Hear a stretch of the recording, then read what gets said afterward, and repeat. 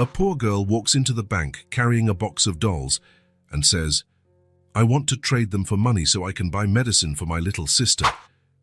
The young billionaire hears her, and what he does next leaves everyone in shock. The bank was crowded that Tuesday. People in suits talked on their cell phones, others checked papers or looked impatiently at their watches. The sound of fingers tapping on keyboards and the low murmur of conversations filled the air-conditioned environment. That was when the glass door opened. A small girl entered, bringing with her the warmth from the street.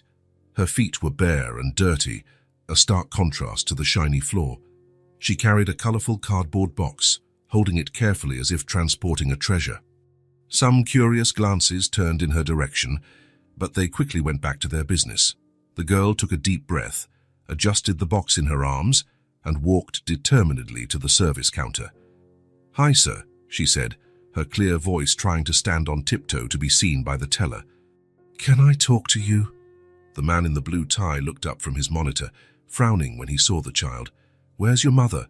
"She's at work," the girl replied without hesitation. "I came by myself." The teller sighed, clearly annoyed. "What do you want?" The girl placed the box on the counter and opened it carefully.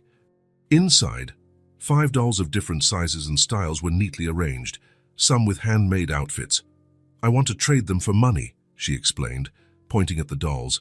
"My sister is sick and needs medicine.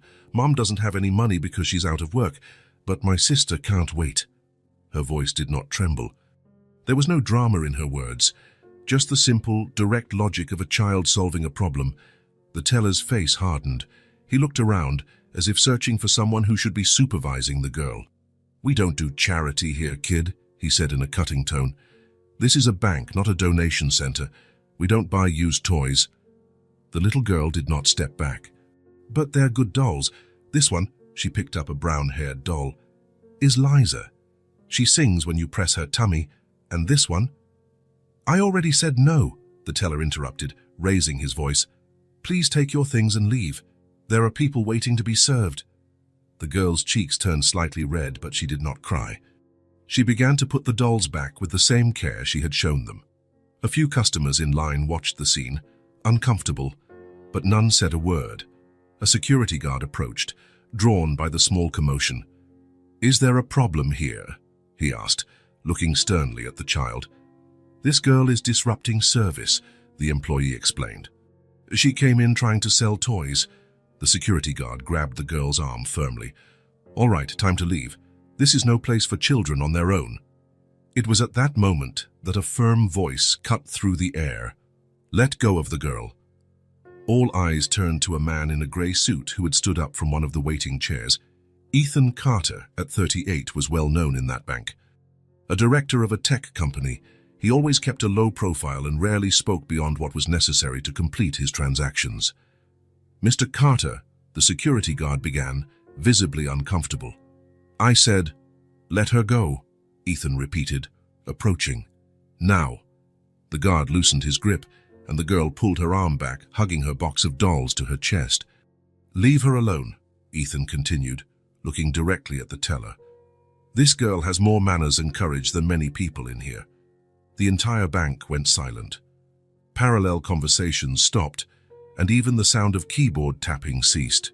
Ethan, who never interfered in anything, was standing up for a barefoot child that no one else had noticed. Ethan crouched down to the girl's eye level. His eyes, usually cold in business meetings, now conveyed unexpected kindness. "What's your name?" he asked in a gentle voice. "Emily," she answered, still clutching the box, but without fear. "And what's going on with your little sister, Emily?" The question brought a small smile to the girl's face, as if she felt relieved that someone finally wanted to listen. "She's had a fever since last night. She's coughing a lot and can't really sleep," Emily explained. "Mom says she needs medicine, but she doesn't have any money right now. She lost her job." "I thought I could help." Ethan looked at the box. "And you were going to give up your dolls for that?" Emily nodded. "Liza, Penny, Dora, Tina, and Baby. They're my friends, but my sister needs them more now." The bank was still quiet. Some people lowered their eyes, ashamed. Ethan took his wallet out of his pocket and removed a $100 bill. The girl's eyes widened. She had never seen so much money at once. "You don't need to give up your dolls," he said, placing the money in Emily's small hand. "Use this to buy whatever's necessary." Emily looked at the bill, then at her dolls, and finally at Ethan. "Are you sure, mister? That's a lot of money." Ethan smiled, a smile he had not given in months. "I'm sure." Emily put the money in the pocket of her faded dress and closed the box. "Thank you," she said, with a formality that seemed out of place in someone so small. "My sister will get better now." She turned to leave, then paused and looked at the teller who had treated her poorly. "I'm sorry I bothered you, sir." And she left, the box of dolls held tightly in her arms, passing through the glass doors back into the world outside. Ethan remained standing, watching her go. Something inside him stirred, a sensation he had forgotten. Without thinking twice, he grabbed his briefcase and headed in the same direction. Before completely exiting, Ethan stopped at the door and turned around. His gaze swept across the silent bank, meeting the faces that were now watching him. "You all saw what happened here," he said, his voice calm but firm enough to fill the space. "A child asked for help, and we treated her like a nuisance. She's willing to give up what she loves to care for her sister, while we complain about waiting 5 minutes in line." He looked directly at the teller, who now seemed to shrink behind the counter. "Maybe we should learn from her what it really means to have courage and compassion. The world outside is already harsh enough without us making each other invisible." No one responded. Some faces showed shame, others reflection. Ethan did not wait for a reaction. He pushed open the door and left, determined to catch up to Emily. The bank slowly returned to its usual murmur, but something in the air had changed. One simple gesture and honest words had exposed how blind they had all become to what truly mattered.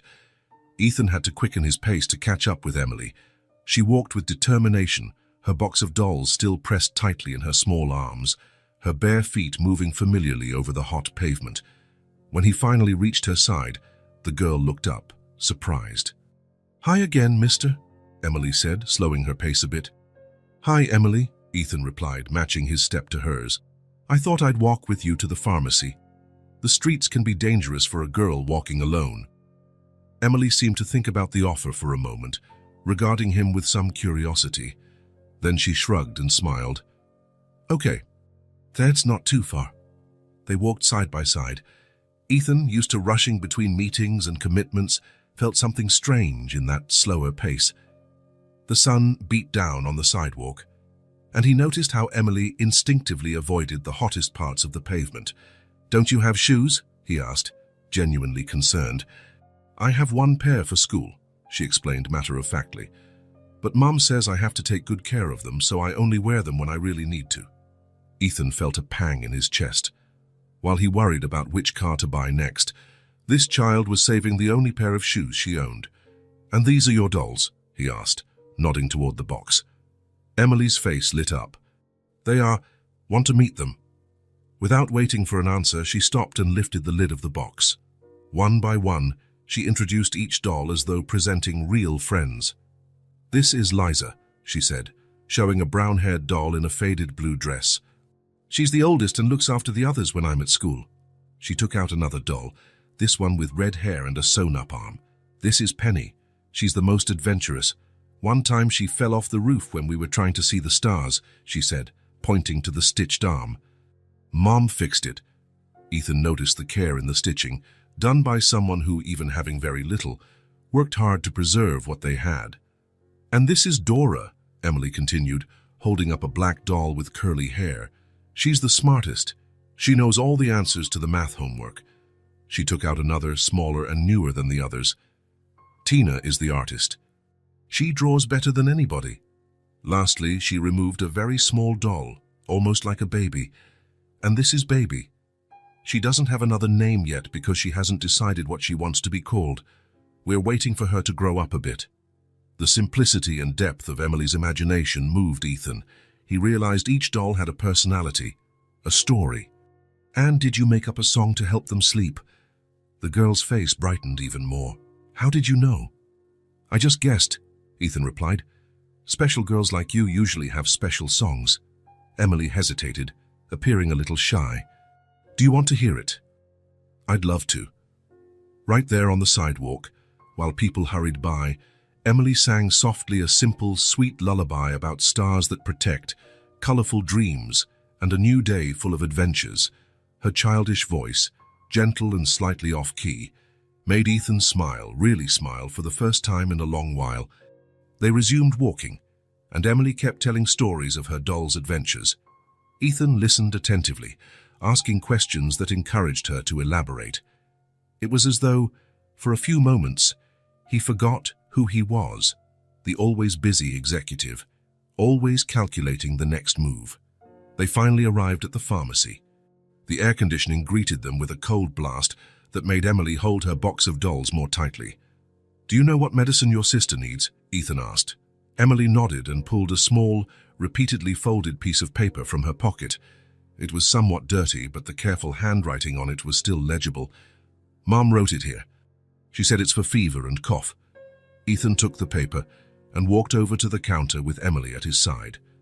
While the pharmacist looked for the medications, the girl observed everything with attentive eyes. "Does your sister have any other symptoms besides fever and cough?" the man behind the counter asked. Before Ethan could say he didn't know, Emily answered, "She has a sore throat too, and last night she was breathing funny, making a noise." The pharmacist nodded, impressed by the clarity of her description. "Seems like a respiratory infection. These medications will help, but if she doesn't improve in 2 days, she'll need to see a doctor." Emily agreed seriously. "I'll tell my mom." While the pharmacist prepared the medications, Emily wandered a bit through the store, looking at the shelves. She stopped in front of a candy display, eyeing it with interest but not touching anything. "Would you like some chocolate?" Ethan asked, coming up beside her. She looked at the colorful sweets, then at the $100 bill she was still holding carefully. "No, thank you," she answered politely. "I should save the money for milk this week." That response, so adult, coming from someone so small, made Ethan's heart clench again. He crouched down to her level. "Emily, the money I gave you is for whatever you need. For medicine, for milk, and yes, even for a little chocolate once in a while." The girl seemed to consider that. "Are you sure?" "Absolutely." A small smile appeared on her face. "Then can I get one for my sister too?" "For when she gets better." "Of course," Ethan replied, feeling a wave of affection for this child who, even with the chance to buy something for herself, thought of sharing first. At the register, Ethan insisted on paying for the medicines, the chocolates, and he even added vitamins and other basic items he realized might be helpful. Emily thanked him for each new item put in the bag, as if each one were a precious gift. When they left the pharmacy, the sun was still strong. Ethan held the door so Emily could pass first with her box of dolls and the bag of medicine. "You're very brave, you know," he said, looking at her with genuine admiration. Emily just smiled, a smile that seemed bigger than her small face. "I hope your sister gets better soon," Ethan continued. "Me too," Emily replied. "Thank you for helping." There was a moment of silence between them. It was not uncomfortable, but full of unspoken things, a connection neither had expected to find on that ordinary day. "Do you know your way home from here?" Ethan asked, suddenly worried about letting her go. "Yes, I do. I live over there." She pointed in a direction, "just 3 blocks away." Ethan nodded, still reluctant. "Then take care, Emily." "You too, mister." "Ethan," he corrected, smiling. "My name is Ethan." "Bye, Ethan," she said, trying out the name. "My doll's like you." With that, she turned and began to walk away, balancing the box and pharmacy bag. Ethan remained where he was, watching as her small figure got farther, turned a corner, and disappeared from view. He stayed there longer than he intended, feeling something both strange and familiar at the same time. A sensation that, amidst all his professional success and material achievements, he'd forgotten something fundamental. Something that this girl, with her bare feet and her box of dolls, seemed to carry effortlessly.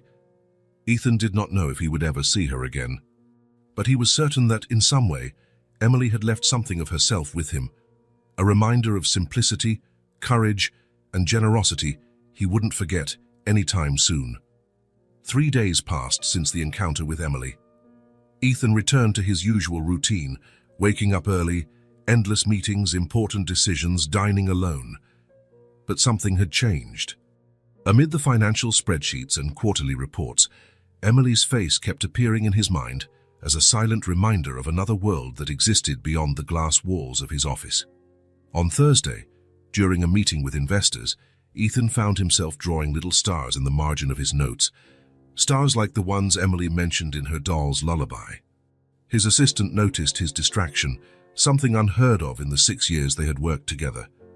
"Is everything all right, Mr. Carter?" he asked discreetly after the investors left the room.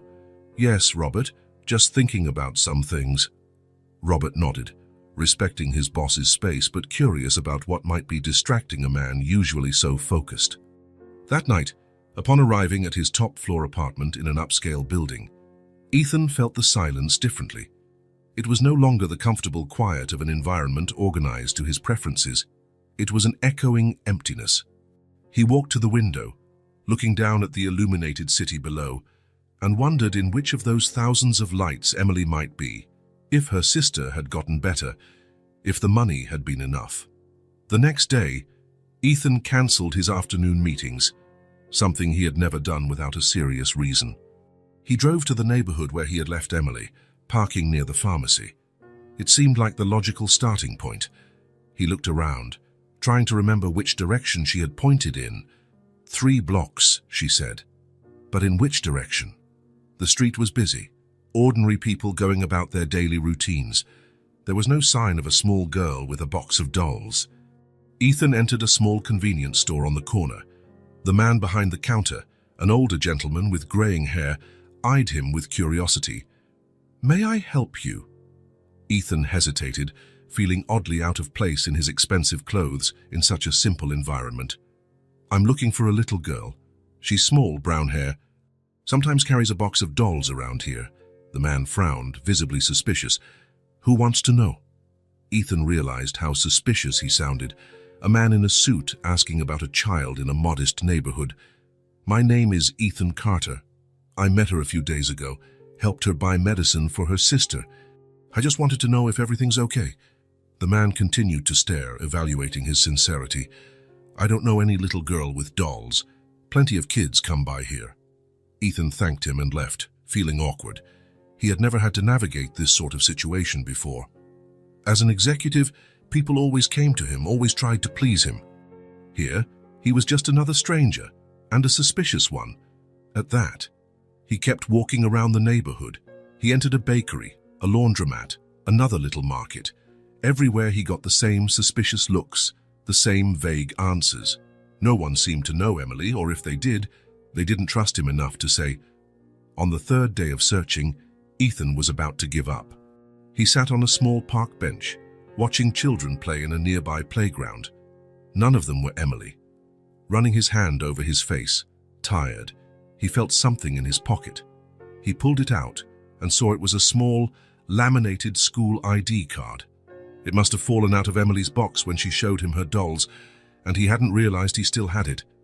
The ID card had a small photo of her, smiling shyly. "Emily Santos, 3rd grade," it read in simple letters. The school's name was at the top, Jefferson Elementary School. Ethan felt a spark of hope. It was a real lead. He put the ID card away carefully and decided that the next day he would go to that school. Not to approach her there, that would be even more suspicious, but to try to figure out which area of the city she might live in. The next morning, he drove slowly around the vicinity of the school on the ID card. It was a modest but well-kept building with a small courtyard where children played before class. He parked across the street and watched, hoping to see Emily among the children arriving. After almost an hour, there was no sign of her. A worrying thought crossed Ethan's mind. What if her sister had gotten worse? What if the money wasn't enough? He felt an urgency he couldn't explain. It wasn't just curiosity. It was genuine concern for the well-being of that child who, in such a short time, had awakened something forgotten inside him. He returned to the neighborhood where he had last seen her. This time, he entered a small grocery store he had skipped on previous visits. A middle-aged woman was at the register. "Good morning," Ethan said, trying to sound casual. "I'm looking for a little girl named Emily. Emily Santos. She lives around here." The woman studied him for a moment. "And who are you?" Ethan sighed, already expecting the suspicion. My name is Ethan Carter. I helped Emily a few days ago.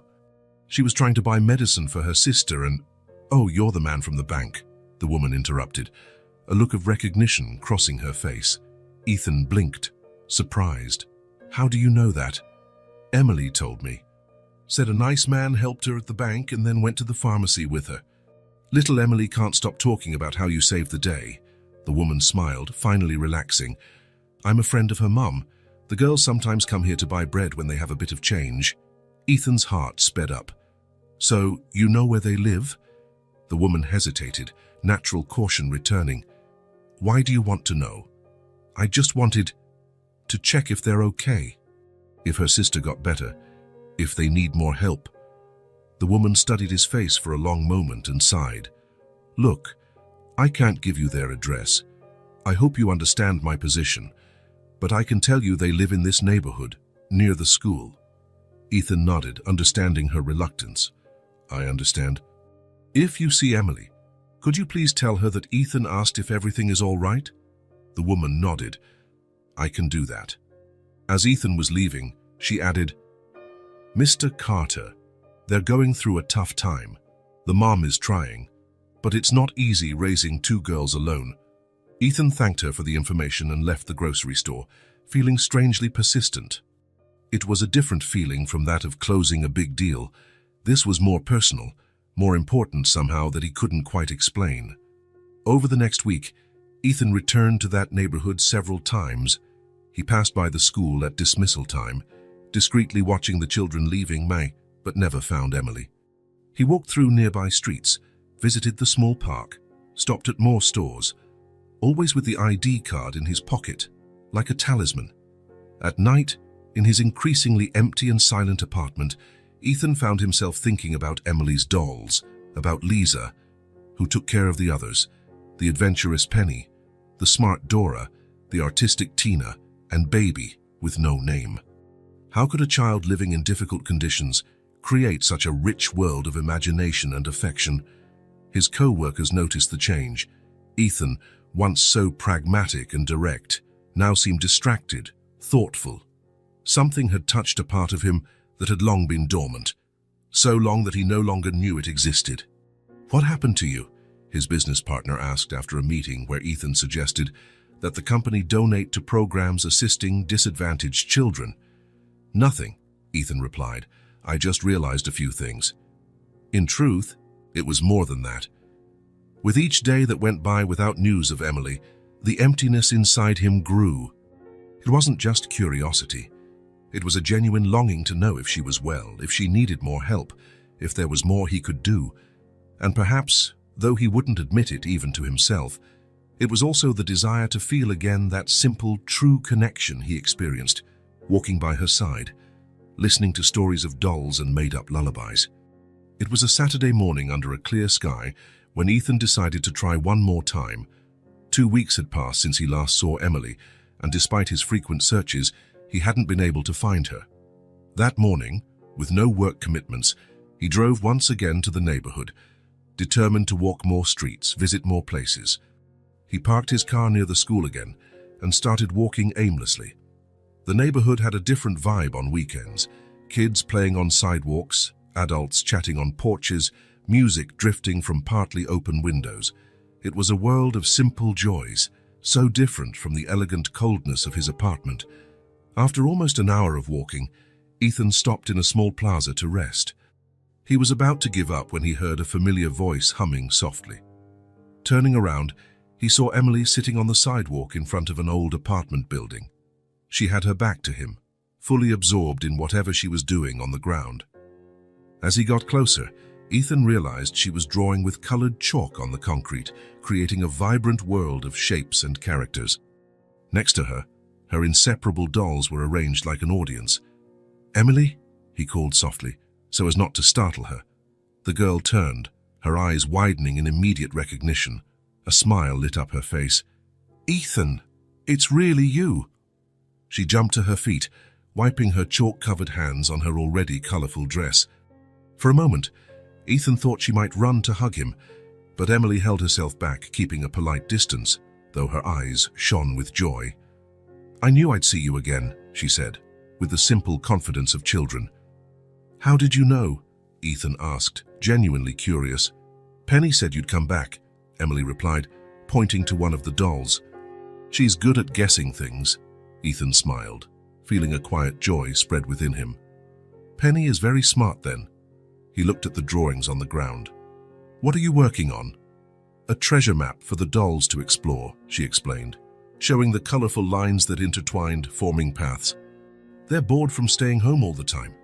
Ethan crouched down to get a better look. "That's an amazing map." "Thanks," Emily replied, visibly proud. Then her face grew more serious. "You disappeared. I thought maybe you had moved to another city." The simplicity of her observation touched Ethan. "No, I didn't disappear. I was actually looking for you." The girl's eyes widened. "Looking for me? Why?" "I wanted to see if you and your sister were okay, if the medicine helped." Emily shook her head slowly. "She's had a fever since last night. She's coughing a lot and can't sleep." She hesitated, as if choosing her words carefully. "She got a bit better with the medicine, but then got worse again." Ethan felt a surge of worry. "I'm sorry to hear that." "It's not your fault," Emily said with a child's simple wisdom. "You've already helped a lot." Ethan glanced at the neatly arranged dolls on the sidewalk, silent witnesses to their conversation. "Emily, I want to help more. Maybe I can do something for your sister." The girl's face lit up for a moment, then grew hesitant. "Mom doesn't like asking for help. She says we solve our own problems." "I understand," Ethan said, "but sometimes accepting help is also a way of solving problems." Emily seemed to consider this seriously. Then, as if making a big decision, she gathered her dolls and stood up. "Do you want to come to my house? Maybe you can talk to Mom yourself." Ethan wasn't expecting that invitation. He felt strangely nervous. "Are you sure? Your mom won't mind unexpected visitors." "She's home taking care of Sarah," Emily said, taking Ethan's hand naturally. "Come on, it's right here." She led him into the old apartment building. It was 3 stories tall, its paint peeling but clean, with potted plants in the small lobby. They climbed 1 flight of stairs, Emily hopping steps, Ethan following at a more measured pace. On the 2nd floor, she stopped in front of a door marked 204. "This is it," she said, turning the knob. Ethan took a deep breath, feeling out of place, as if he were intruding on a world that wasn't his. The door opened to a small but cozy living room. There were few pieces of furniture, some of them patched up, but everything was clean and organized. Children's drawings decorated one wall, and the smell of something cooking came from the tiny kitchen. "Mom, I brought someone over," Emily announced, stepping inside with her dolls. Soft footsteps came from the kitchen. "Emily, you know you shouldn't bring friends home without warning. Sarah needs—" The voice stopped abruptly when the woman walked into the living room. Ethan felt the world tilt beneath him. Standing there with a wooden spoon in her hand was Rachel. Rachel Miller. Or maybe now Rachel Santos, he wasn't sure.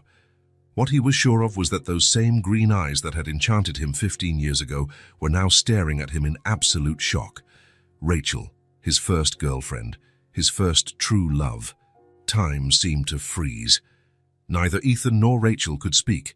Emily looked from one to the other, confused by the sudden silence. "Do you guys know each other?" she finally asked. Rachel was the first to find her voice, though she still looked like she was seeing a ghost. "Ethan," she whispered, almost as if she feared saying his name out loud would make him vanish. "Hi, Rachel," he managed, his heart pounding in his chest. Emily looked at them both, mouth open. "Wait, you really know each other?"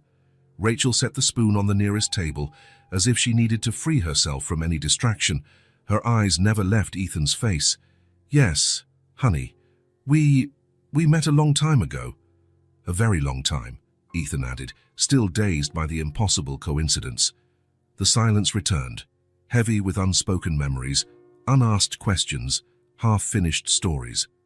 Emily broke the spell. "This is the guy I told you about, Mom. The one from the bank who helped me buy Sarah's medicine." She tugged at Ethan's hand, oblivious to the tension between the adults. "He wants to help take Sarah to the doctor today." Rachel looked at her daughter and then at Ethan again, trying to process the information. "You were the one who helped Emily?" "The man from the bank," Ethan nodded, unable to form more complex words. It was as though he'd gone back in time, back to being that 20-year-old who lost his words whenever Rachel entered the room. 15 years had gone by. Rachel looked different. Shorter hair, a few fine lines around her eyes, a subtle tiredness in her expression that hadn't been there before. But it was still her. Inarguably her. "I didn't know," Rachel began. Running a hand through her hair in a nervous gesture Ethan recognized instantly.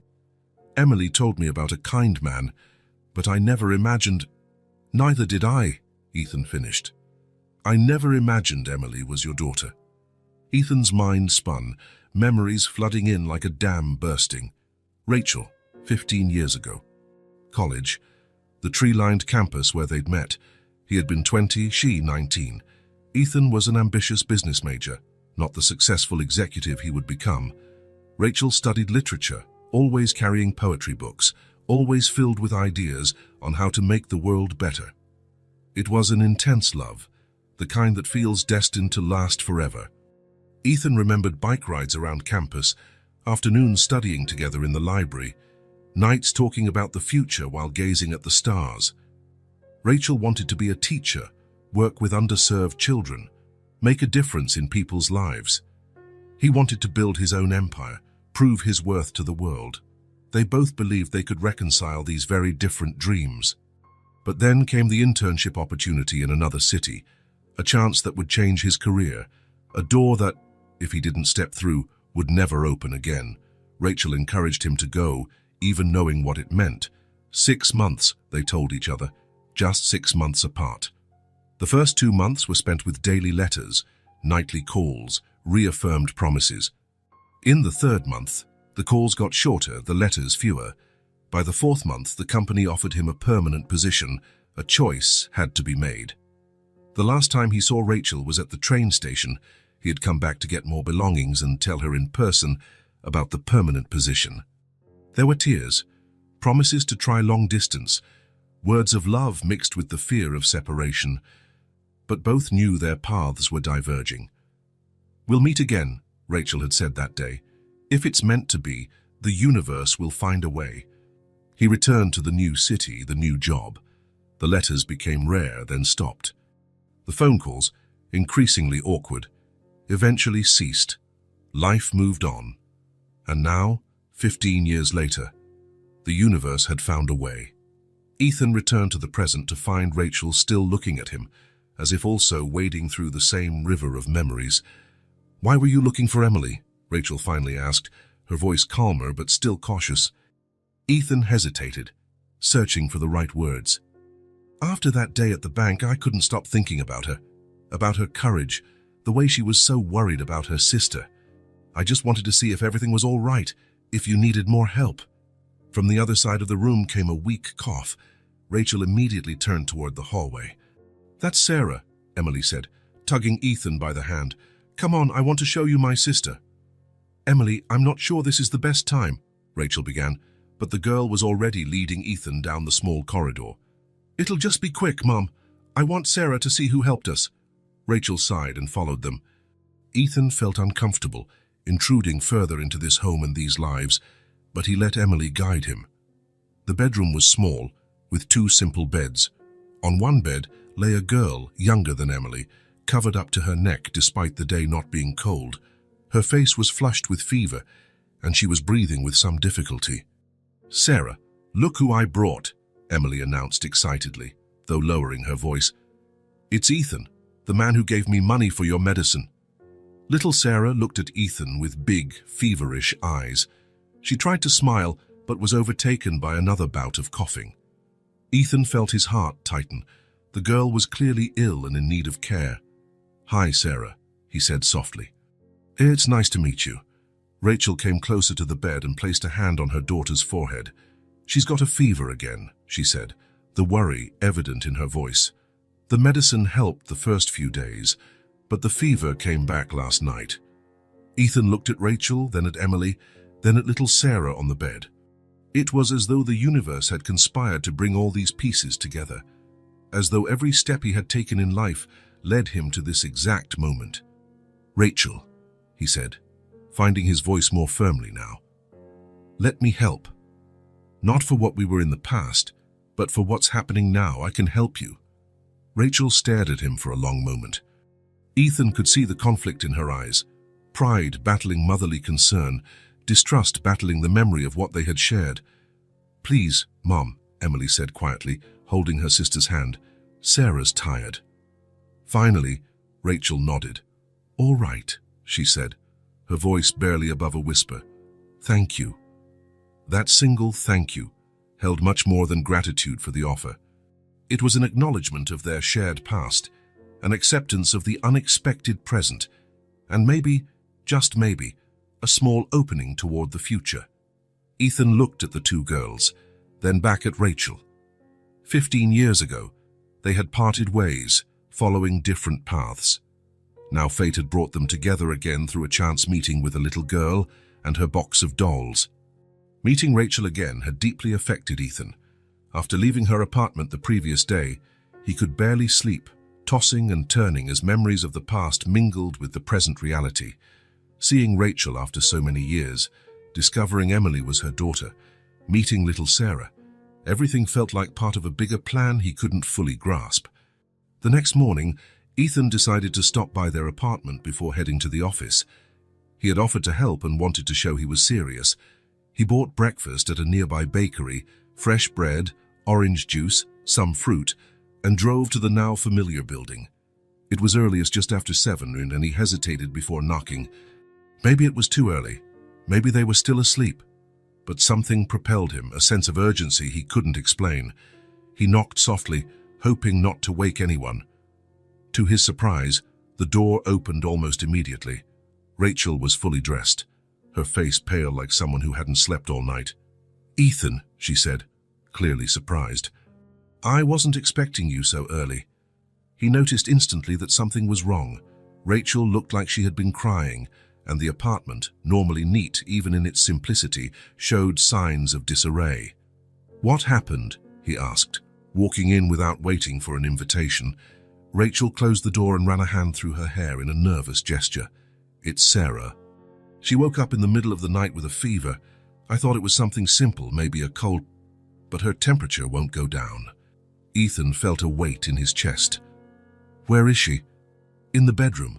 I just gave her another dose of fever medicine, but it doesn't seem to be working. Honestly, she seems to be getting worse every hour." He left the bag of breakfast on the sofa and hurried to the girls' room.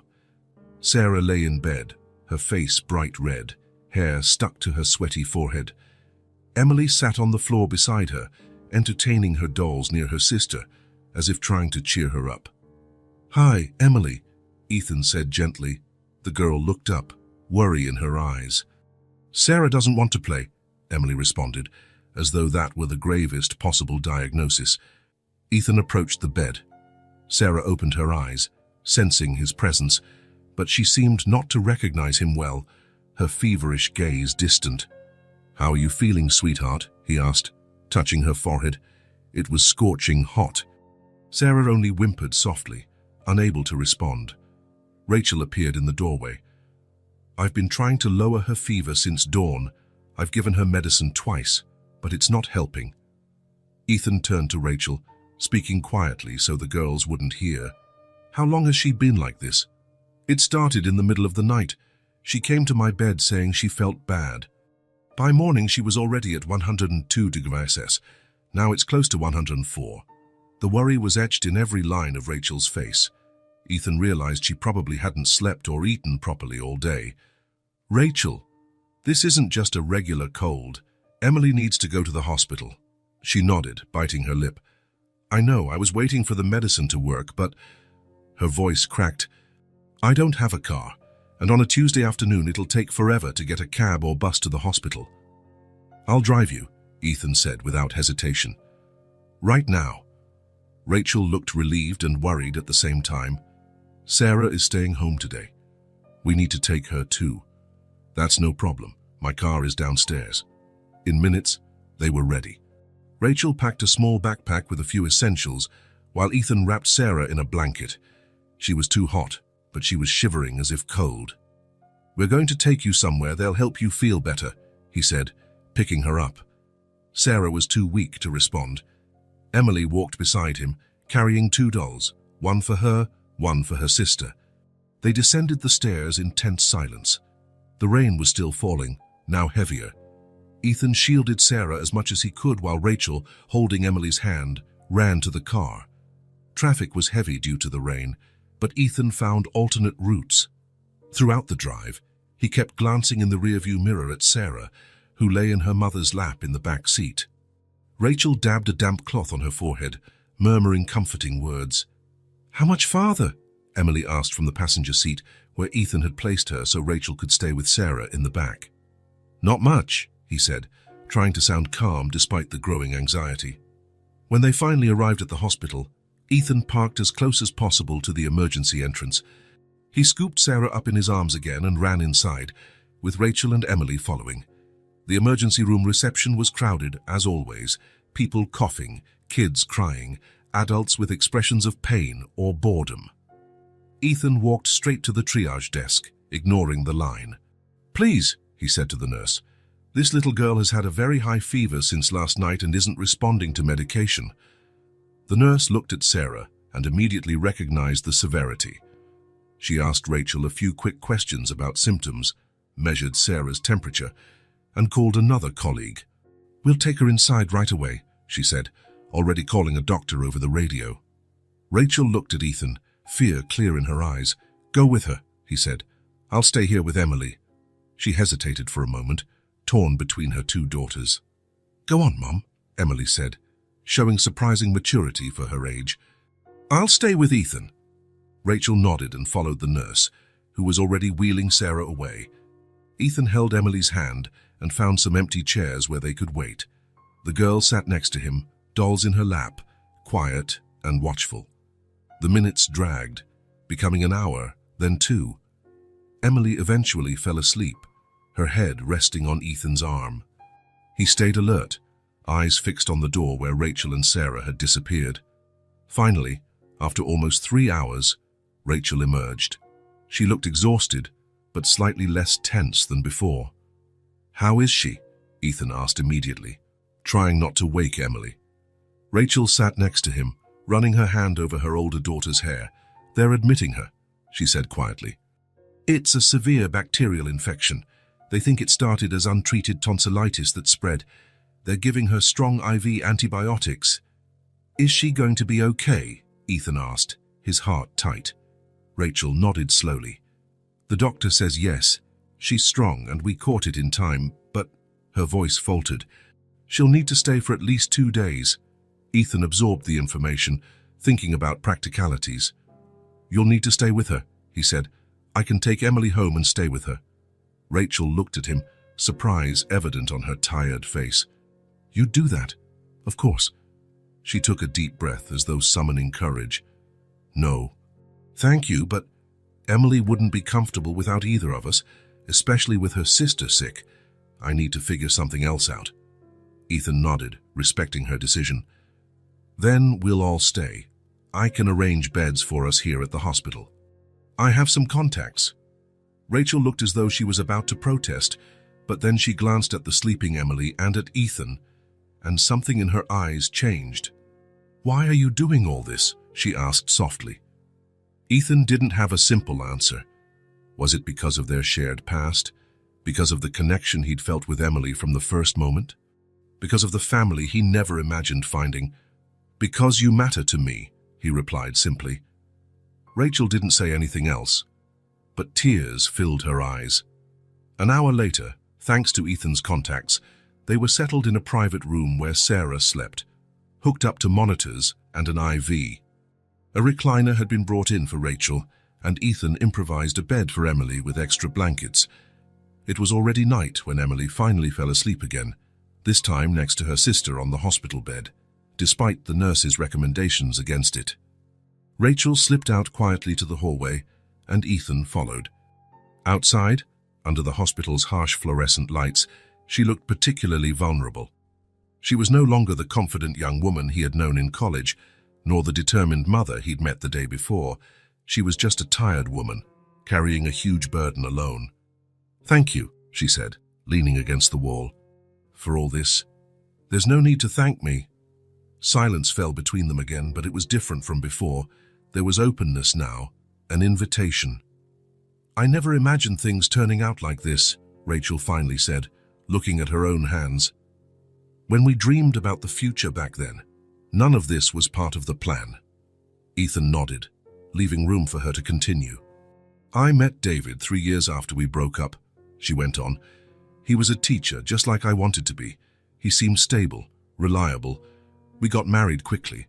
Emily was born a year later." She took a deep breath, as though gathering strength for the next part. "Things were good at first, or at least I thought they were. When I got pregnant with Sarah, something changed. David became distant, irritable. I thought it was just the stress of a second child." Rachel paused, her gaze lost in memory. 3 weeks after Sarah was born, he went out to buy diapers and never came back. He left a note saying he couldn't take it anymore, that it wasn't the life he wanted. Ethan felt a surge of anger at this man he didn't even know. In the beginning, it was a shock. Then came the practical desperation. Bills, rent, 2 little girls. I had to quit my job at the school because I had no one to watch them. I tried giving private lessons at home for a while, but it got harder and harder. The tears started to fall silently. The worst part isn't the financial hardship, you know? It's the fear. Constant fear of not being able to protect them, of failing as a mother, of them getting sick like Emily just did and me not being able to do anything. Her voice broke, and her shoulders began to shake with long, contained sobs. Ethan said nothing. No words could ease that pain, that weight. Instead, he reached out and gently touched her arm, a simple gesture showing he was there. Rachel cried quietly, tears from years of solitary struggle, sleepless nights of worry, skipped meals so her daughters could eat. She did not cry out of weakness, but from the relief of finally sharing the burden. When her tears subsided, she did not shrug off Ethan's touch. They stood there, side by side in the hospital hallway, connected by something beyond words. "I pulled away from everyone," Rachel finally said, her voice steadier now. "From friends, family. It was too hard to explain, to ask for help, to see pity in people's eyes. I ended up distancing myself even from who I was, from my dreams." Ethan listened intently, recognizing that this moment of vulnerability was a gift of trust. "My girls are everything to me now. I'd do anything for them. That's why it was so hard. Accepting your help. I'm not used to it. I don't know how anymore." "You don't have to do it alone," Ethan finally said, his first words since she began talking. "Not now." Rachel looked at him, really looked, as though seeing him for the first time since they'd reconnected. There was something new in her eyes, not just gratitude, not reliving the past, but a possibility. "Let's go back inside," she said gently. "I want to be there when Emily wakes up." Ethan nodded, holding the door open for her. The silence between them held no tension or unanswered questions now, just mutual understanding, a shared present, and maybe, just maybe, the first glimpse of a possible future. After 3 days in the hospital, Sarah was finally discharged. The doctor explained that the infection was under control, but she would need to continue treatment at home for at least a week. He handed Rachel a prescription for antibiotics and care instructions. "She needs plenty of rest and must take all her medications on schedule," the doctor said as he signed the discharge papers. "And if the fever comes back, don't hesitate to return immediately." Rachel nodded, holding the papers carefully as though they were a treasure. She looked exhausted, but there was evident relief in her face. Next to her, Emily practically jumped with excitement at the news they would finally be returning home. Ethan, who had taken time off work during those days to stay with them in the hospital, offered to drive them. On the way, he made a quick stop at a pharmacy to buy the prescribed medicines. Rachel tried to protest when he paid, but Ethan just smiled and tucked the receipt in his pocket without making a show of it. Once they reached the apartment, Sarah was nearly asleep in the back seat, still weak from her hospital stay. Ethan carefully lifted her and carried her upstairs, while Rachel and Emily followed with the few items they had taken to the hospital. The apartment was exactly as they had left it, showing signs of their rushed exit. Ethan laid Sarah gently on the bed, arranging the pillows so she'd be comfortable. The little girl opened her eyes briefly, smiling at him before drifting off again. Rachel started organizing the medications in the kitchen, separating them by schedule. Emily pulled Ethan by the hand into the living room, showing him the drawings she had made at the hospital to decorate her sister's room. "I want to make more," she said, already grabbing her colored pencils, "so everything's pretty when she wakes up." Ethan stayed for a while, helping Emily with her drawings, checking if Rachel needed anything. By the time he finally said goodbye, it was already night. In the hallway of the building, Rachel walked him to the stairwell. "I don't know how to thank you," she said quietly. "You don't have to," Ethan replied. There was something about that moment that felt too important for more words. The next morning, Ethan arrived with grocery bags. Fresh fruit, vegetables, meat, bread, milk, cereal, basic items he knew would help. He was greeted by Emily, who opened the door with a huge smile. "You came back," she exclaimed, as if it were a wonderful surprise.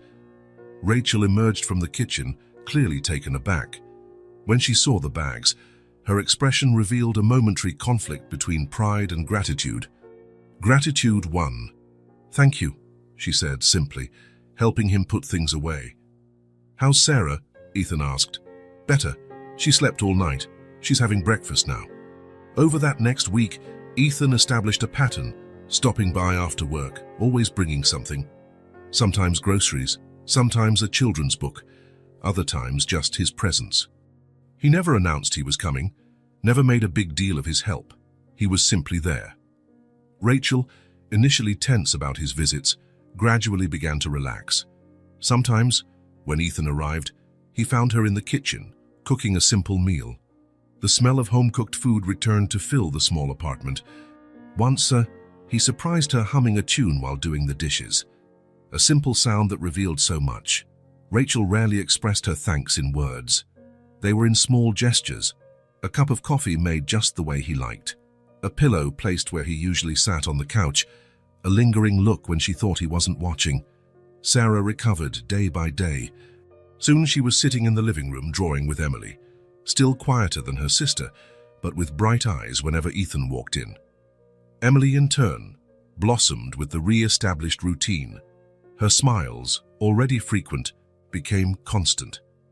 She waited for Ethan's visits with palpable anticipation, always with new stories to tell or drawings to show.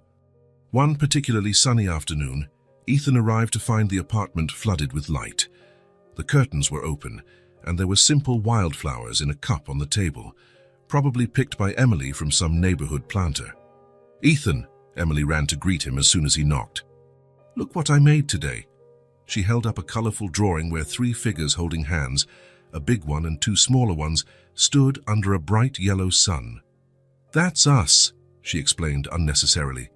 "Me, Sarah, and Mom." Ethan smiled, admiring the drawing. Then he noticed another figure in the corner of the paper. "And who's that?" he asked, pointing. Emily grinned even wider. "That's you, silly. Except you're arriving. You're always arriving to visit us." The simple observation touched Ethan more deeply than he expected. He was the one always arriving, but maybe he could just be the one who stayed. That afternoon, instead of just sitting and listening to Emily's stories, Ethan actively joined the girls. He sat on the living room floor, drew with them, helped Sarah, still a bit weak, color within the lines. When Rachel came out of the bedroom, where she had been changing the sheets, she stopped at the doorway for a moment, watching the scene.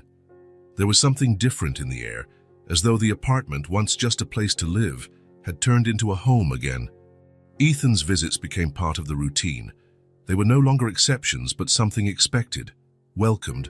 The girls began counting the hours until he arrived. Rachel left the door unlocked, knowing exactly when he would come.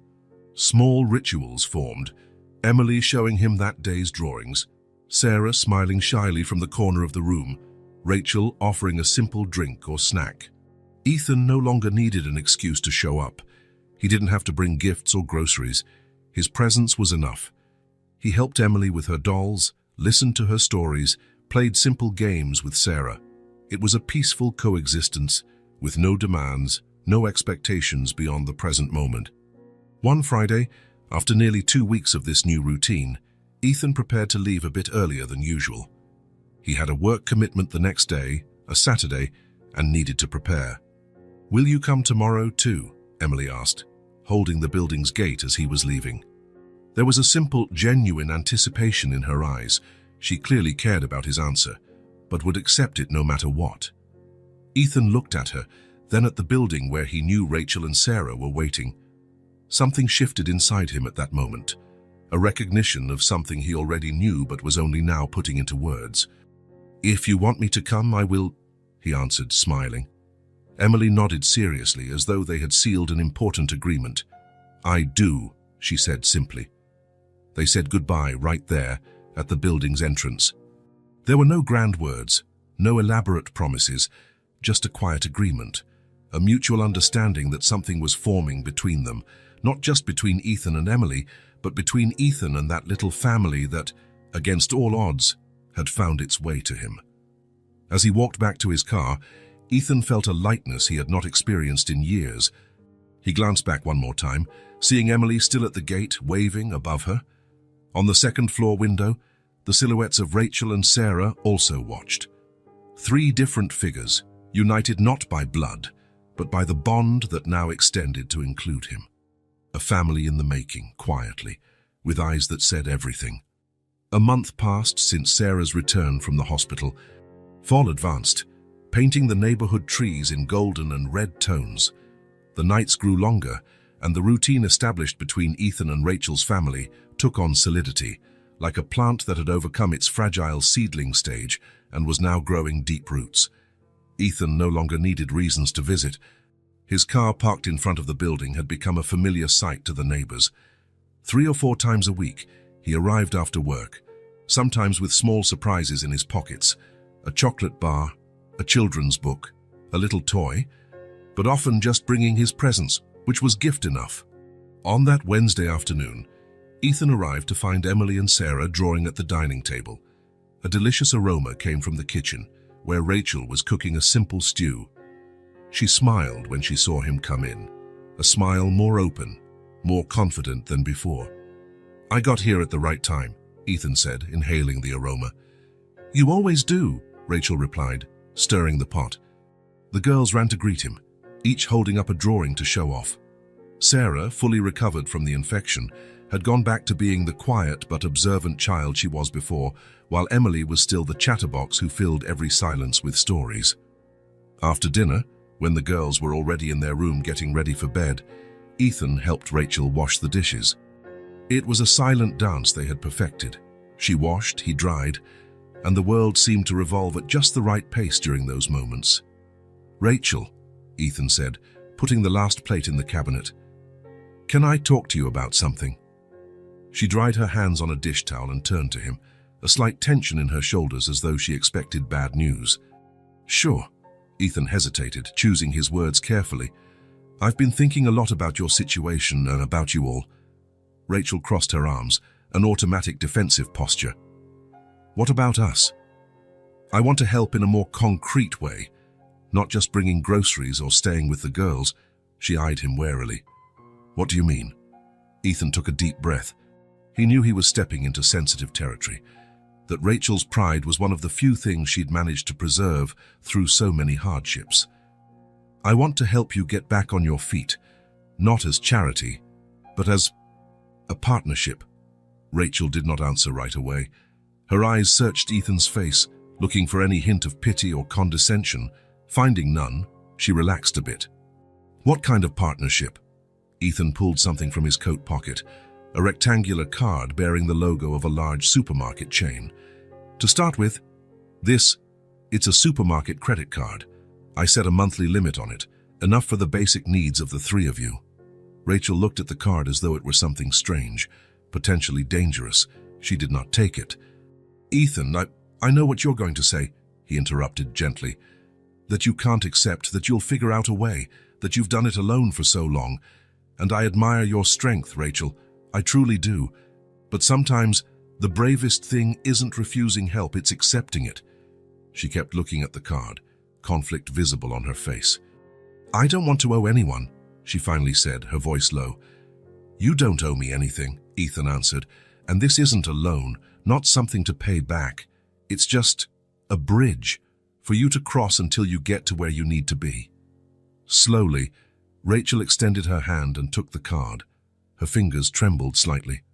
Thank you, she said so quietly Ethan almost didn't hear. But this is temporary, until I find a job. Ethan nodded, respecting that condition. Of course. That night marked a subtle but significant change. In the following days, when Ethan visited, he noticed small signs of a little more abundance. Fresh fruit in the bowl, some new books on the girl's shelf, a new pair of shoes that Sarah wore proudly. Rachel used the card sparingly, only for essentials. But even so, the difference was noticeable. A week after that conversation, Ethan arrived earlier than usual. He found Rachel alone in the apartment. The girls were at school. She seemed nervous, sorting through papers on the dining table. Is everything okay? He asked, concerned. Rachel sighed. I'm trying to organize my resume.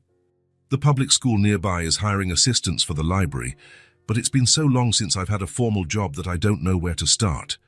Ethan sat next to her, looking at the papers. Can I help? Rachel hesitated, then pushed the papers toward him. Please. They spent the afternoon rebuilding her resume. Rachel had been a teacher for a few years before Emily was born, held a college degree in literature, and had experience tutoring. As she talked about her professional past, Ethan saw a spark in her eyes that he hadn't seen in a long time. You really love teaching, don't you?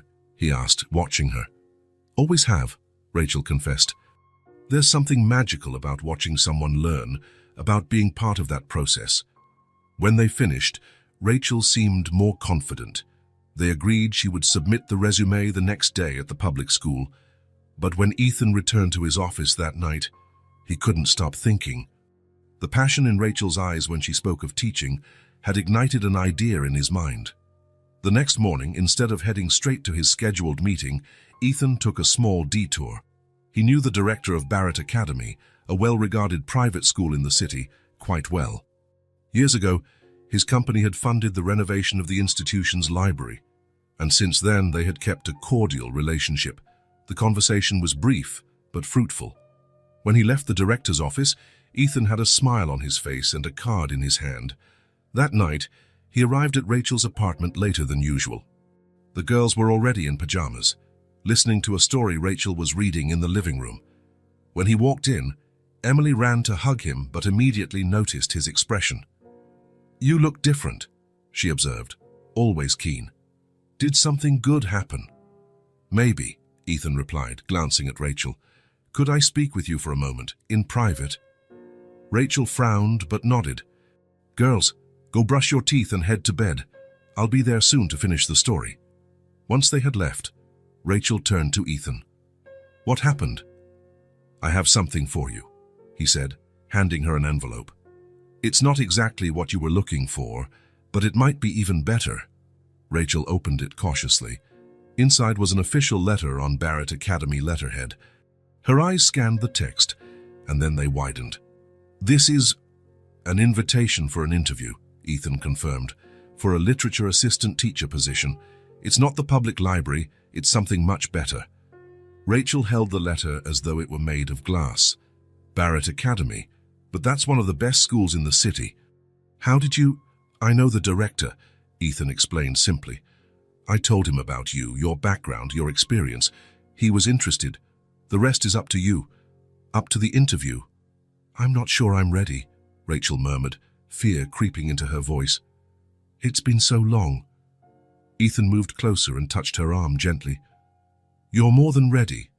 I saw your face when you spoke about teaching. You were born for this, Rachel. At that moment, Emily peeked in from the bedroom door. Mom, are you crying? Rachel hadn't realized the silent tears rolling down her cheeks. She wiped them quickly. It's nothing, sweetheart, they're happy tears. Happy tears, Emily repeated, confused. How can tears be happy? Rachel smiled, one that lit up her entire face. Sometimes we cry because we're so happy that happiness doesn't fit inside us. It has to come out somehow. Emily considered that seriously, then smiled back. So you're really happy? I am, Rachel confirmed, looking at Ethan with a gratitude beyond words. Very happy. In the days leading up to the interview, Rachel swung between confidence and anxiety. Ethan often found her rereading her old literature books, taking notes, and preparing as though for the most important exam of her life. The night before the interview, he arrived with a gift. You shouldn't have, Rachel said as she opened the package to find a simple but elegant blazer. It's just for good luck, Ethan replied, though you don't need luck, you only need to be yourself. The morning of the interview dawned clear, the sunshine mild. Ethan had offered to watch the girls after school so Rachel could take her time. As she left the apartment, wearing the new blazer and holding her resume, she looked like a stronger version of herself, as if she had reconnected with the confident woman she once was. The hours dragged for Ethan, who tried to work but couldn't concentrate. At 3 in the afternoon, he picked up the girls from school as arranged. Emily was anxious, asking every minute if her mother had called. Sarah, quieter, just clung to her favorite doll, as if that could influence the outcome. It was almost evening when they heard footsteps on the stairs. All three, Ethan and the girls, were in the living room, pretending to watch a cartoon but clearly just waiting. When the door opened, Rachel walked in with an unreadable expression. "Mom," Emily exclaimed, running to her. "What happened? Did you get it?" Rachel looked at her daughter, then at Sarah, who had approached timidly, and finally at Ethan, who waited a few steps away, trying not to show his own anxiety. A slow smile started forming on Rachel's lips, small at first, then growing until it lit up her entire face. "I got it," she said simply. The reaction was immediate. Emily squealed with joy, jumping around the room. Sarah, even without fully understanding, smiled at her mother's happiness. And Ethan? Ethan felt something expand inside him, a feeling of fulfillment he hadn't experienced in a very long time. Rachel explained she would start the following week, with hours matching the girls' school schedule. The salary was good, better than she expected, and there was room for growth. The director said he was impressed, she recounted, preparing hot chocolate for everyone to celebrate. He said my knowledge of classic literature was exceptional, and he especially liked my idea for a reading club for younger students. There was something new in Rachel's movements, a confidence, a certainty that hadn't been there before. She moved around the kitchen lightly, as if an invisible weight had been lifted from her shoulders. Later that night, when the girls finally went to bed, exhausted from the day's excitement, Rachel and Ethan sat alone in the apartment's small balcony. The night sky was clear, the city sounds seeming distant as if they couldn't intrude on that moment. "Thank you," Rachel said, breaking the silence. "Not just for the opportunity, but for believing I could do it." Ethan shook his head. "All I did was open a door. You walked through it on your own." "Still." Rachel looked at him, her green eyes reflecting the moonlight. "You know what I felt today sitting in that interview room? For the first time in years, I felt in control of my own future again. Like I wasn't just reacting to life, but making active choices." "That's how it should be," Ethan replied softly. Rachel smiled, a genuine smile that reached her eyes. Emily noticed. "You know, when I got home after I told the news, she hugged me and whispered, 'Mom, your smile is back.' Like my smile had been lost all this time." "Kids notice things adults sometimes ignore," Ethan remarked. They fell silent for a moment, enjoying the evening, the achievement, the subtle but profound change that was occurring. "This is just the beginning, isn't it?" Rachel asked, almost to herself.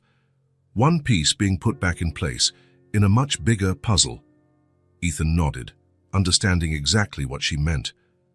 The new job was not just employment, it was a statement of worth. A first step on a road of recovery, not just financially but emotionally. "One step at a time," he said. "No rush."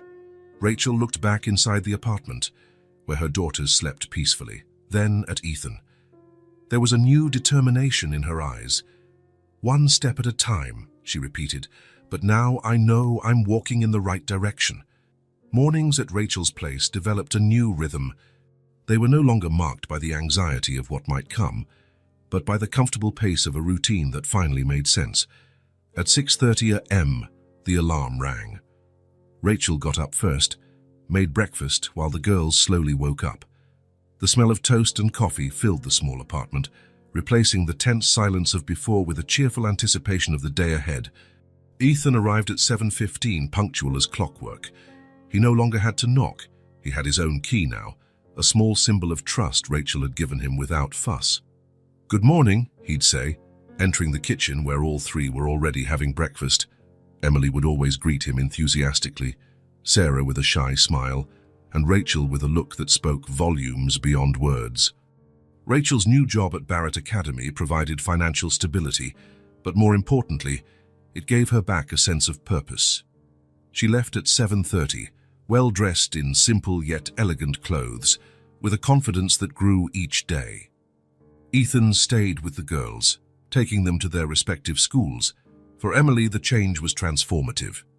After years of irregular attendance, she now went to school daily, proudly wearing the uniform Rachel was able to buy with her first paycheck.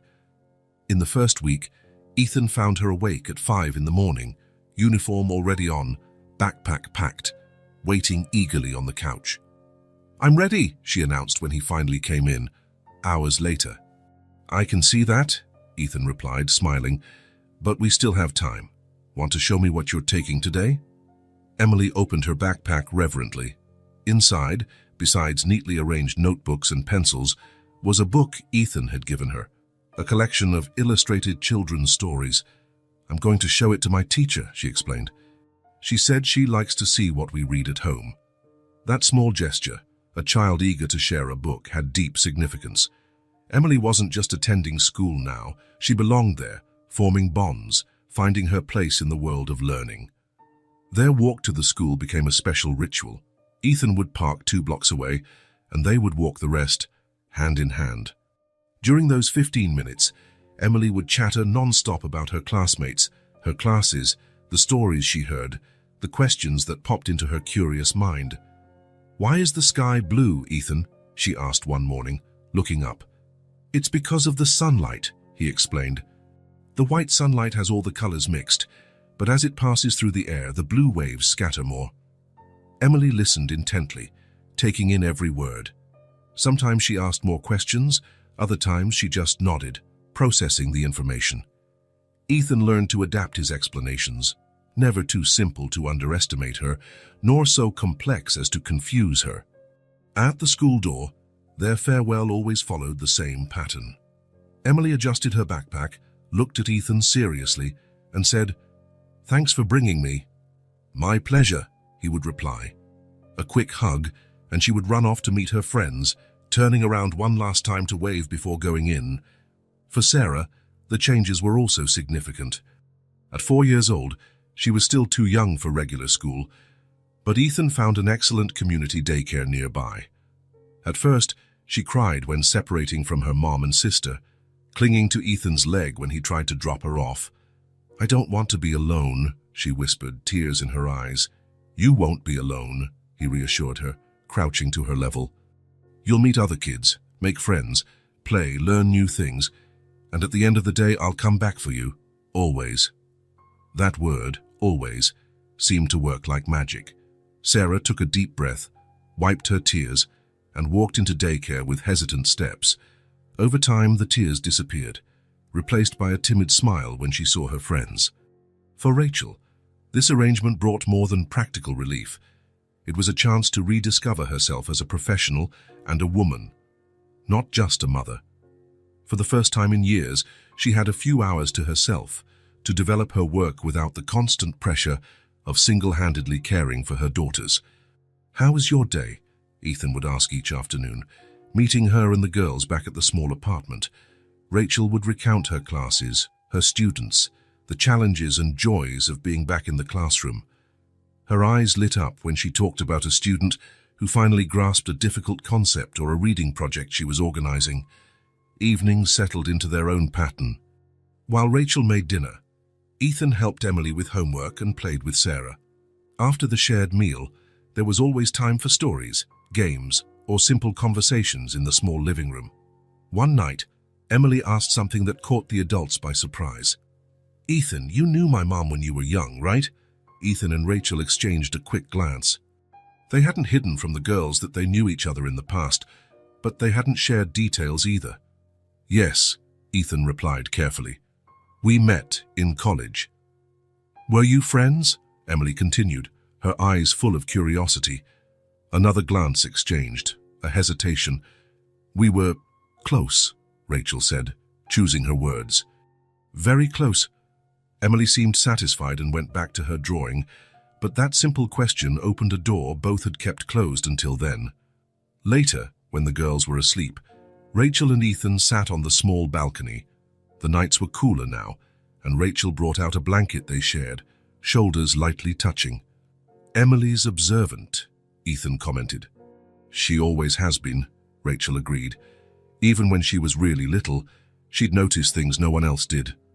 The silence that followed was comfortable, full of unspoken meanings. After so many weeks side by side in daily tasks, they had developed their own language, made of looks, subtle gestures, and pauses. "I guess we never really talked about that time," Rachel finally said. "About us," Ethan nodded. "I think we were both too busy with the present to revisit the past." "But the past is always there, right? It's part of who we are." The moon was visible among scattered clouds, casting gentle shadows on the balcony. Ethan looked at Rachel, not as he saw her now, a dedicated mother rebuilding her life, but as the young woman he'd known so long ago, full of dreams and ideals. "Remember that cafe near campus?" he asked, a smile forming at the corners of his mouth. Rachel laughed softly. "How could I forget? We spent hours there pretending to study." "Pretending?" Ethan raised an eyebrow, feigning offense. "I really did study. For the first 15 minutes, maybe," she teased. "Then you'd look at me over your book, thinking I didn't notice." "And you did notice. Always." That simple conversation opened the way for others. Gradually, night after night, they reconnected the threads of the past. They talked about eccentric professors, about theories they were passionate about plans they'd made. They avoided discussing the breakup, the end. Those topics would come with time. By day, they kept to the established routine. Ethan took Emily to school, then Sarah to daycare, and worked remotely at the apartment for a few hours before picking them up. Rachel flourished in her new job, growing more confident with every class she taught. The apartment, once marked by scarcity, gained small touches of comfort: a plant in the window, new curtains, a shelf for the books that were accumulating. These weren't luxuries, just signs that life was no longer mere survival but something more. "This is more than I ever dreamed of having again," Rachel remarked one night as the four of them finished a board game. "What is?" Ethan asked. Rachel looked at her daughters, laughing and arguing over who would put away the pieces, then back at Ethan. "A family," she said simply. That word hovered in the air, laden with possibilities. Ethan didn't respond, but his gaze said it all. In that silent moment, both recognized that what they had built together went deeper than any label. He wasn't just a friend helping out in tough times. He was more, much more, Fall continued, painting the neighborhood trees red and gold. The afternoons grew shorter, the air cooler. On one particularly pleasant Saturday, when the girls had been invited to a birthday party at a classmate's house, Rachel and Ethan found themselves with a rare moment of peace, just for the two of them. The small balcony of the apartment had become their refuge. A simple space, just two time-worn chairs and a little table between them. But somehow it felt apart from the rest of the world. That was where they talked when the girls were asleep, where they shared thoughts that didn't fit into the daily routine. Rachel made coffee, strong just as Ethan liked it, in two faded mugs that had survived the tough years. She handed him one and sat in the chair beside him, pulling on a light cardigan over her shoulders. The late afternoon sun bathed the balcony in a golden, almost dreamlike light. "The girls must be having fun," Ethan said, watching children play on the sidewalks below. "Especially Emily," Rachel replied, smiling. "She's never had many chances to go to birthday parties. She was so excited she barely slept." They lapsed into silence for a moment, sipping their coffee. Below them, a radio played soft music in a neighbor's apartment. In the distance, they heard dogs barking and the occasional car passing by. Everyday sounds that somehow made the moment even more special. "It's strange," Rachel finally said, staring at the mug in her hands. "How life twists and turns. If someone had told me a few months ago we'd be sitting here like this." "I know," Ethan agreed. "Sometimes it feels like it was all arranged somehow, like all the pieces were just waiting to come together at the right moment." Rachel nodded, thoughtful. A light breeze lifted a few strands of her hair around her face, and she brushed them aside absently. "Ethan," she began, her voice soft, almost hesitant. "There's something I never told you. About us. About what happened." He looked at her curiously. In the past few weeks, they had talked a lot about their shared past, but always in a light-hearted way, recalling happy memories, avoiding the painful end. "What is it?" he asked, sensing she was about to reveal something important. Rachel took a deep breath, as if gathering courage, her gaze fixed on a distant point, beyond the balcony, beyond the present. "My mother never liked you," she finally said. "She thought you weren't good enough for me. She made me end it all. I was young and depended on her for everything, and I didn't have the courage to fight." The words hung in the air.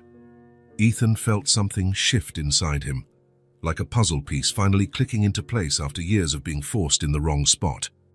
"Your mother," he repeated, trying to process what he'd just heard. Rachel nodded, turning to face him.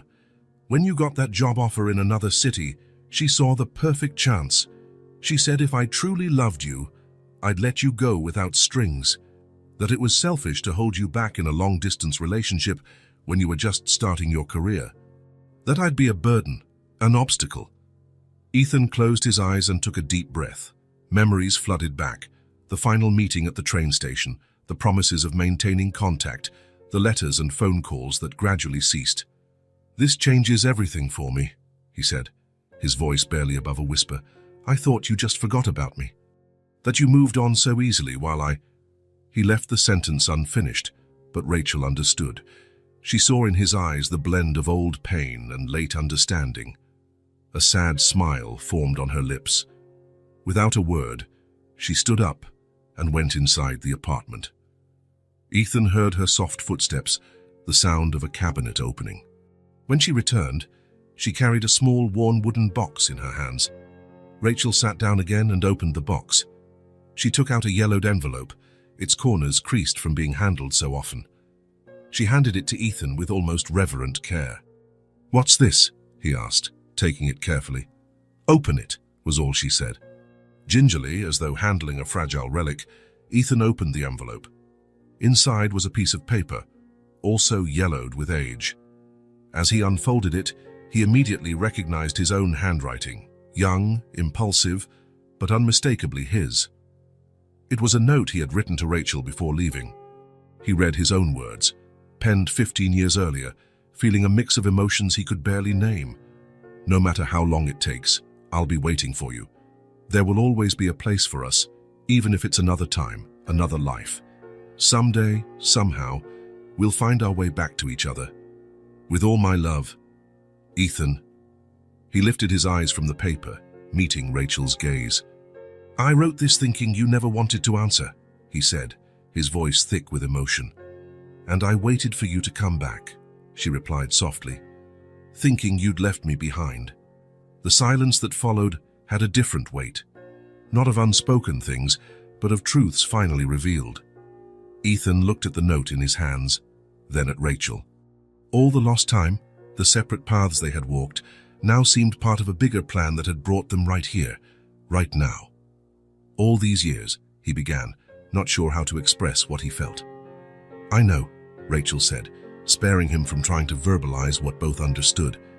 "But maybe we needed that time. Maybe we weren't ready before."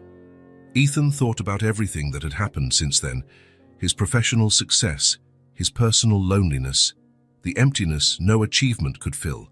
He thought of Rachel, her struggles, her daughters, the strength she had developed through hardship. "Now we are," he said, not as a question but as a statement. Rachel smiled, a smile unlike any she had given him before, Not sad or nostalgic, but full present. "Now we are," she agreed. Their hands met over the little table, a simple touch without urgency. There was no need for grand gestures or elaborate declarations. Time had taught them that true love does not require spectacle.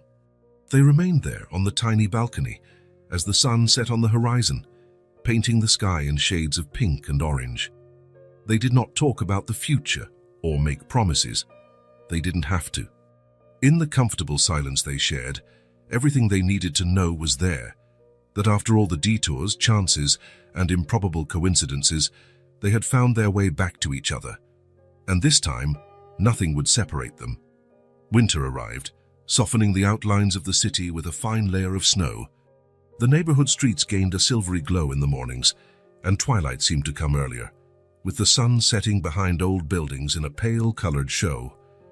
For Ethan, time moved differently now. Days were no longer measured by work appointments or business goals, but by small shared moments. Breakfast with the girls before school, text messages exchanged with Rachel during the day, bedtime stories, balcony chats under blankets. On a particularly cold Sunday afternoon, the four of them were gathered in the living room. Rachel was grading her students' work, focused yet relaxed, occasionally commenting on something funny or interesting she found. Sarah was quietly playing with her dolls on the rug, whispering stories only she fully understood. Ethan was helping Emily with a science project for school, a mini solar system made of styrofoam balls and paint. "Saturn is my favorite planet," Emily declared, carefully painting the rings with a mix of silver and white. "It has rings, like it's always marrying the universe." Ethan smiled at the analogy. "That's a poetic way of seeing it." "My teacher said poetry is when you say regular things in a different way," Emily explained with the seriousness of someone sharing a great secret. "I like poetry." "I can see that," Ethan replied, helping her adjust the wire that would hold the planets. They worked in harmony for almost an hour. The project took shape, each planet finding its place in the little universe they were building together. From the kitchen table, Rachel watched them discreetly, a small smile on her lips. When they finished, Emily contemplated the model with satisfaction. The planets spun gently when she blew on them, a miniature cosmic ballet. "It's perfect," she exclaimed, clapping her hands. "My teacher is going to love it." Ethan began cleaning up, washing brushes, closing paint jars. Emily, however, didn't move. She seemed thoughtful, almost hesitant. "Everything okay?" he asked, noticing her expression. "Yes," she answered quickly. "It's just—" She bit her lip, looking at the floor. "Just what?" Ethan encouraged gently. Emily took a deep breath and stood up. "Wait here," she said, and ran to the bedroom she shared with her sister. Rachel raised her eyes from the papers, curious. Ethan shrugged, equally intrigued. Sarah remained in her own doll world, unaware of the small tension building. A few minutes later, Emily returned. In her hands, she held a sheet of paper carefully, as though it were fragile and precious. She stopped in front of Ethan, took another deep breath and handed it to him. "I made this for you," she said, her voice a mix of pride and nervousness. "At school." Ethan took the paper curiously. It was a drawing done in colored pencil, the kind that keeps children busy during art class. But there was something different about it, a care in the details, a clear intention in what it wanted to say. In the drawing, 4 stick figures held hands under a vibrant blue sky. A big yellow sun smiled from the top right corner. It was easy to identify them. Emily, with brown hair and a colorful dress. Sarah, smaller, holding a doll in her free hand. Rachel, with shoulder-length hair and a book under her arm. And Ethan, the tallest, wearing what looked like his favorite blue shirt. All of them were smiling, simple curved lines that somehow conveyed genuine happiness. They stood on what appeared to be green grass, with a few colorful flowers scattered around, and a simple house in the background, not the apartment they lived in, but an idealized home, complete with a chimney puffing swirls of smoke and large windows. In the center of the picture, written in big, colorful letters, each letter a different hue, was the message, "Thank you for showing up in our life." Ethan felt something unexpected happen. A lump formed in his throat, and his eyes stung. He blinked several times, trying to hold back the emotion that caught him off guard. He held the paper as though it were a rare jewel, with reverence and care. "Emily," he began to, but his voice failed him. The girl watched him, searching for his reaction. "Did you like it?" she asked, uncertainty in her voice. "Like it," Ethan repeated, finally finding words.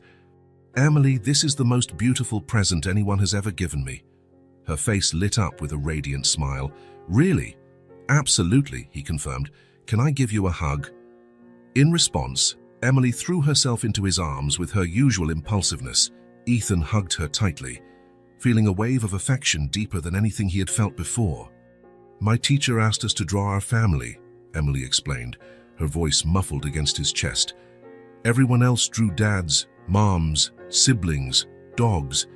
I drew you too, because you're part of our family now, right?" Ethan looked over Emily's head to find Rachel's eyes.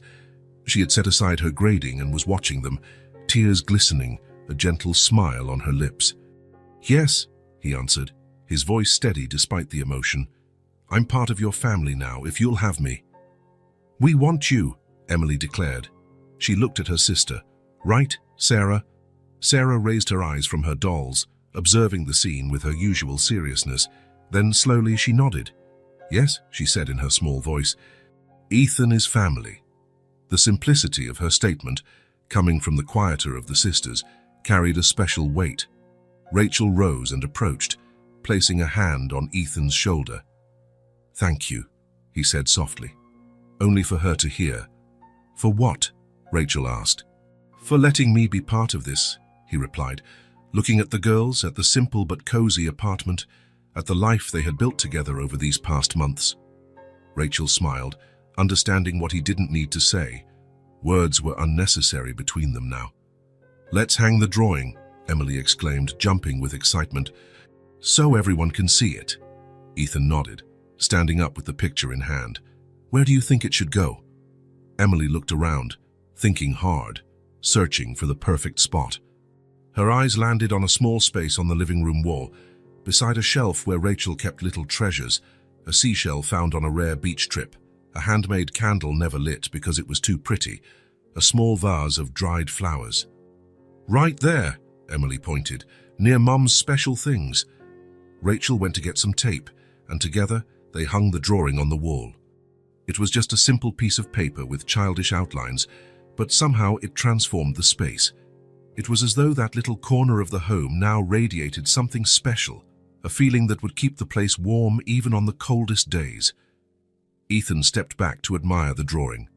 In that moment, he felt something he had been unconsciously seeking all his adult life: belonging.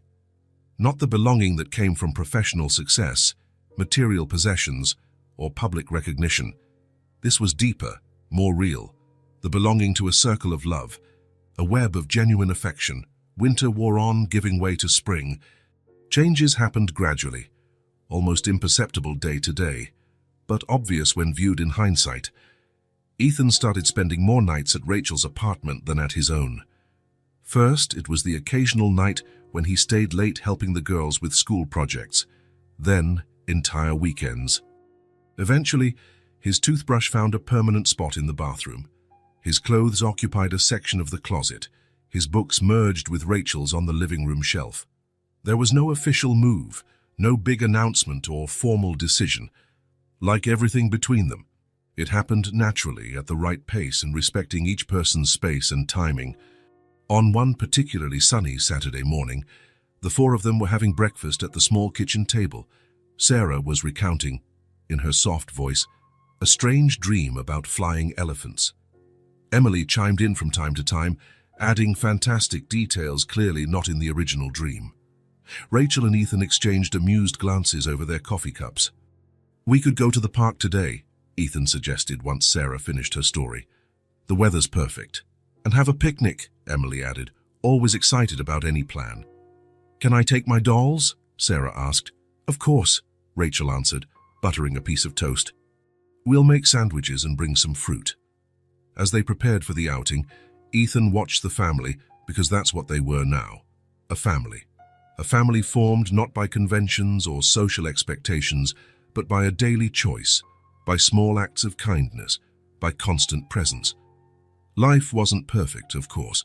There were hard days, as in any family. Sarah occasionally had nightmares that made her wake up crying in the middle of the night. Emily sometimes asked why her biological father never came back, a question Rachel still struggled to answer satisfactorily. Rachel's salary, though steady, didn't always cover everything, and Ethan had to help with the bills, which sometimes caused tension due to her pride.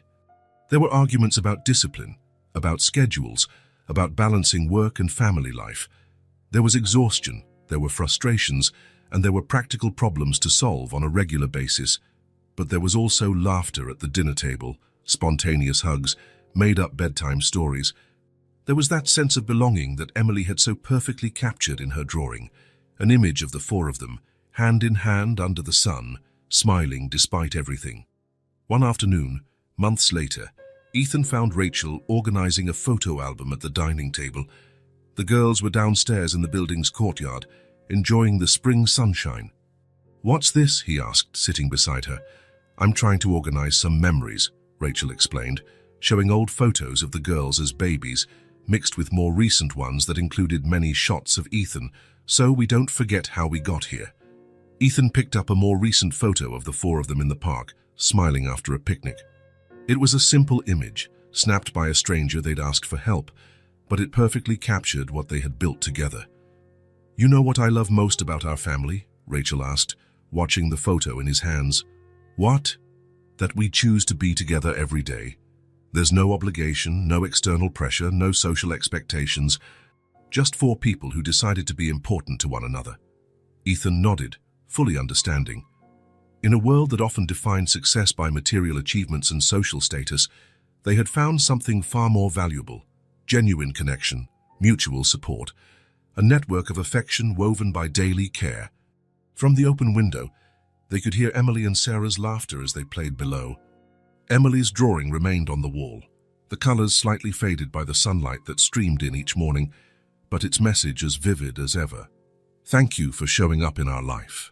Ethan glanced at the drawing, then at Rachel, then at the view through the window where the girls were playing.